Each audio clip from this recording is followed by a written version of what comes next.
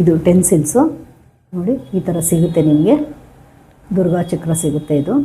ಇದನ್ನು ನೀವು ನಾನಿಲ್ಲಿ ಅಮೆಝಾನಲ್ಲೇ ತೊಗೊಂಡಿದ್ದೆ ನಾನು ಆನ್ಲೈನಲ್ಲಿ.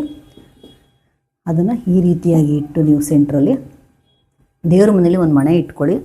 ಯಾವುದಾದ್ರೂ ಮಣೆ ಇಟ್ಕೋಬೋದು. ಒಂದು ಮಣೆ ಇಟ್ಕೊಂಡು ಅಲ್ಲಿ ಈ ರೀತಿ ಹಾಕ್ಕೊಳ್ಳಿ. ಎಲ್ಲ ರಂಗೋಲಿನ ಹಾಕ್ಬಿಟ್ಟು ಈ ಒಂದು ಪೇಪರು ಈ ಥರದ್ದು ಏನಾರು ರಟ್ಟು ಪೀಸು ಏನಾರು ಇದ್ದರೆ ಈ ಥರದ್ದು ಇದರಲ್ಲಿ ಹೀಗೆ ಎಳ್ಕೊಂಬನ್ನಿ. ಈ ಥರ ಬಿಗಿಯಾಗಿ ಹಿಡ್ಕೊಂಡು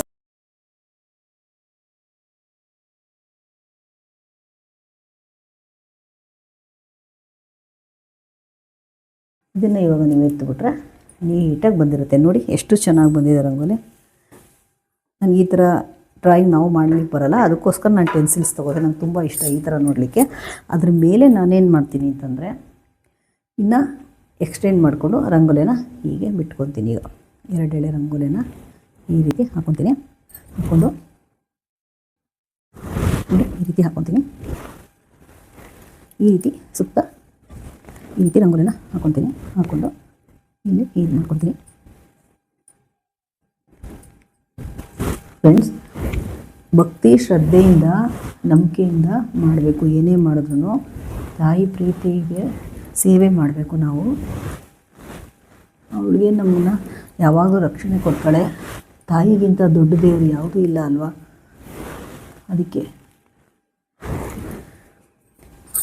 ನೋಡಿ ಈ ರೀತಿ ಆಯಿತು. ಇಲ್ಲಿ ಹೀಗೆ ಬಿಂದುನ ಇಟ್ಕೊಳ್ಳಿ. ಇಲ್ಲಿ ನಾವು ದೀಪ ಕಂಬನ ಸ್ಥಾಪನೆ ಮಾಡಬೇಕು.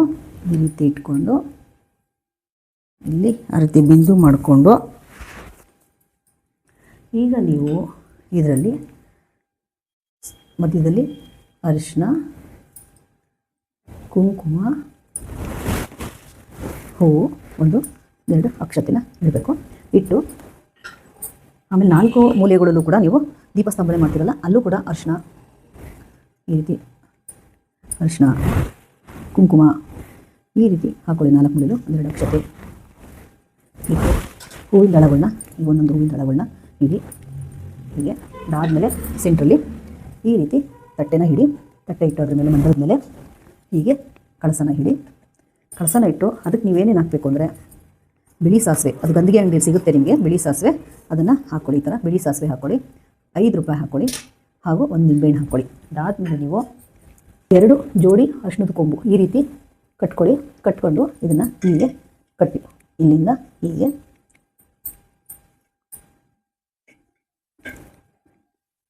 ಕಟ್ಕೊಳ್ಳಿ.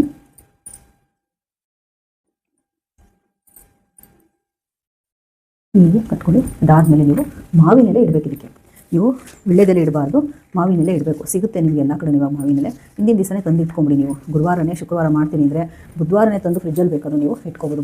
ಫ್ರಿಜ್ನಲ್ಲಿ ತೊಳೆದು ಒಂದು ಕಡೆ ಮಡಿಯಾಗಿ ಹೂವು ಇದು ಎಲ್ಲನೂ ಇಟ್ಕೊಳ್ಳಿ.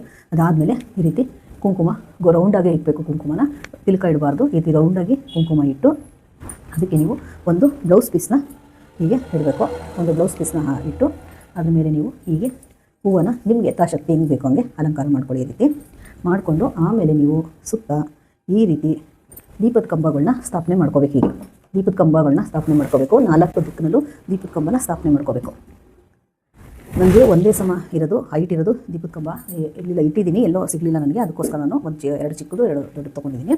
ಇವಾಗ ಇದಾದಮೇಲೆ ನೀವು ಪ್ರಾರ್ಥನೆ ಮಾಡಿಕೊಂಡು ಮೊದಲು ಏನೇನು ಪ್ರಾರ್ಥನೆ ಮಾಡಬೇಕು ಅದನ್ನೆಲ್ಲನೂ ಪ್ರಾರ್ಥನೆ ಮಾಡಿಕೊಂಡು ನಾನು ಹಾಕ್ತೀನಿ ಸ್ಕ್ರಿಪ್ಟಲ್ಲೂ. ಯಾವುದೇ ಪೂಜೆ ಮಾಡಬೇಕಾದ್ರೂ ಮೊದಲು ಪ್ರಾರ್ಥನೆ ಮಾಡಬೇಕು. ನಾವು ಪ್ರಾರ್ಥನೆ ಮಾಡಿದಾಗ ನಮ್ಮ ಮನಸ್ಸು ಏಕಾಗ್ರತೆಗೆ ಬರುತ್ತೆ, ಹಾಗೂ ನಮ್ಮ ಪೂಜೆ ಕಡೆ ಗಮನ ಬರುತ್ತೆ. ಅದಕ್ಕೆ ಮೊದಲು ಪ್ರಾರ್ಥನೆ ಮಾಡಿ ನಂತರ ನಾವು ಪೂಜೆನ ಸ್ಟಾರ್ಟ್ ಮಾಡಬೇಕು. ಪ್ರಾರ್ಥನೆ ಮಾಡಾದಮೇಲೆ ದೀಪನ ಹಚ್ಕೋಬೇಕು. ನಾವು ದೀಪ ಹಚ್ಬೇಕಾದ್ರೆ ದೀಪದ ಮಂತ್ರ ಇದೆಯಲ್ಲ ಅದನ್ನು ಹೇಳ್ಕೊಳ್ಳಿ. ಹೀಗೆ सा जं तीव्र संयुक्तं मुनिना अजितमया गृहाण मंगलम ज्योतिं त्रैलोक्यं सिंहराभः भक्त्या दीपं प्रयच्छामि देवाय परमात्मने त्राहि मामर्कात् घोरादिव्य ज्योतिर्नमोऽस्तुते असतो मा सद्गमय तमसो मा ज्योतिर्गमय मृत्योर्मा अमृतंगमय ओम शांति शांति शांतिः ಅಂತ ಹೇಳಿ ಹೂವು ಅಕ್ಷತೆ ಅರಿಶಿನ ಕುಂಕುಮ ಎಲ್ಲ ಇಟ್ಟು ಇದಕ್ಕೆ ಎಲ್ಲ ದೀಪಗಳಿಗೂ ಅರಿಶಿನ ಕುಂಕುಮ ಅಕ್ಷತೆನ ಹಾಕ್ಕೊಂಬರ್ಬೇಕು. ಹೀಗೆ ಒಂದೊಂದು ಹೂವನ್ನ ಇಟ್ಕೊಂಡ್ಬರ್ಬೇಕು. ಇಟ್ಕೊಂಡು ಬಂದು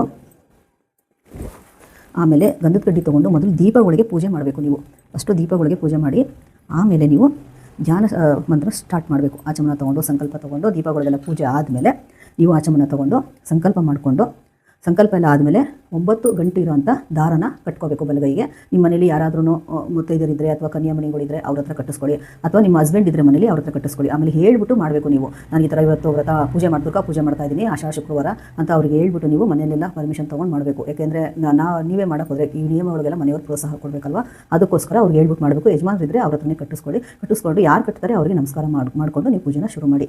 ಆದಮೇಲೆ ಮಂತ್ರಗಳನ್ನ ಧ್ಯಾನ ಮಂತ್ರ ಹೇಳ್ಕೊಡ್ತೀನಿ. ಧ್ಯಾನ ಮಂತ್ರ ಎಲ್ಲ ಆದಮೇಲೆ ನೀವು ಧ್ಯಾನ ಮಂತ್ರ ಹೇಳಿ ದೇವಿನೆಲ್ಲ ಆಹ್ವಾನ ಮಾಡಿ ಅದನ್ನೆಲ್ಲ ಕೂರಿಸಿದ್ಮೇಲೆ ನೀವು ಈ ಥರ ನೀವು ದಾರ ಸಿಗುತ್ತೆ, ಕೆಂಪು ಮತ್ತು ಅರಿಶಿನ ಇರೋಂಥ ದಾರ ಸಿಗುತ್ತೆ. ನಾನು ಈ ಥರ ದಾರ ತೊಗೊಂಡಿದ್ದೀನಿ. ನಿಮ್ಗೆ ಈ ಥರ ದಾರ ಬೇಕಾದ್ರೆ 5 ಕಲರ್ ದಾರ ಬೇಕಾದ್ರೂ ತೊಗೋಬೋದು. ಕೆಂಪು ಅರಿಶಿನ ಇರೋಂಥ ದಾರನೂ ಸಿಗುತ್ತೆ, ಅದನ್ನು ತೊಗೋಬೋದು. ನೀವು ತೊಗೊಂಡು ನೀವೇನು ಮಾಡಬೇಕು ಅಂತಂದರೆ ಇಲ್ಲಿ ಈ ಥರ ದೀಪಕ್ಕೆ ಪೂಜೆ ಎಲ್ಲ ಮಾಡಿ ಆಹ್ವಾನ ಮಾಡಿ ತಾಯಿನೆಲ್ಲ ಕೂರಿಸ್ಕೊಂಡ್ಮೇಲೆ ನೀವು ಆ ದೀಪದಿಂದ ಈ ಥರ ನೀವು ಸೂತ್ರನ ಬಿಟ್ಕೊಂಡ್ಬರ್ಬೇಕು. ಈ ರೀತಿ ಸೂತ್ರನ ನೀವು ದೀಪಕ್ಕೆ ಹುಷಾರಾಗಿ ಬಿಟ್ಕೊಂಡ್ಬರ್ಬೇಕು, ತುಂಬ ಟೈಟ್ ಮಾಡಬಾರ್ದು. ಹೀಗೆ ನೀವು ಸುತ್ತ ಹಿಂಗೆ ಹಾಕ್ಕೊಂಡು ಬರಬೇಕು. ಸುತ್ತ ಹಿಂಗೆ ಹಾಕ್ಕೊಂಡು ಸೂತ್ರನ ಕಟ್ಟಬೇಕು. ಈ ಥರ ಕಟ್ಟಿ ನೋಡಿ, ಹುಷಾರಾಗಿ ಕಟ್ಟಿ. ಇನ್ನು ಒಂದೇ ಸಮ ಇರೋದು ತೊಗೊಂಡ್ರೆ ನೀವು ಕರೆಕ್ಟಾಗಿ ಬರುತ್ತೆ. ಹೀಗೆ ಕಟ್ಟಿ ಈ ಕಟ್ಟಿದ ಮೇಲೆ ನೀವು ನಾನು ಏನು ಹೇಳ್ಕೊಡ್ತೀನಲ್ಲ ಅದು ದುರ್ಗಾ ಅಷ್ಟೋತ್ರ ಮಾಡಿ, ದುರ್ಗಾ ಜಪ ಮಾಡಿ, ಬೀಜಾಕ್ಷರದಿಂದ ಅರ್ಚನೆ ಮಾಡುವಂಥದ್ದು, ಅಷ್ಟೋತ್ರದಿಂದ ಅರ್ಚನೆ ಮಾಡೋದು ಅಥವಾ ಸಹಸ್ರನಾಮದಿಂದ ಮಾಡೋದು, ದುರ್ಗಾ ಕವಚ ಹೇಳೋದು ನಾನು ಮುಂದಿನ ವೀಡಿಯೋದಲ್ಲಿ ಹೇಳ್ಕೊಡ್ತೀನಿ. ಸ್ಟೆಪ್ ಬೈ ಸ್ಟೆಪ್ ಹಾಕ್ತೀನಿ. ಯಾವ ರೀತಿ ಫಸ್ಟ್ ಏನು ಮಾಡಬೇಕು, ಆಮೇಲೆ ಏನು ಮಾಡಬೇಕು, ಯಾವ್ಯಾವುದು ಮಂತ್ರ ಸ್ತೋತ್ರಗಳನ್ನ ಹೇಳಬೇಕು ಅಂತ ಅದನ್ನೆಲ್ಲ ಹಾಕ್ಕೊಡ್ತೀನಿ ನಾನು. ಆಗ ಆ ರೀತಿ ನೀವು ಪೂಜೆ ಮಾಡಬೇಕು. ಮುಖ್ಯವಾಗಿ ಈ ಥರ ಮಂಡಲ ಹಾಕ್ಕೊಳ್ಳಿ.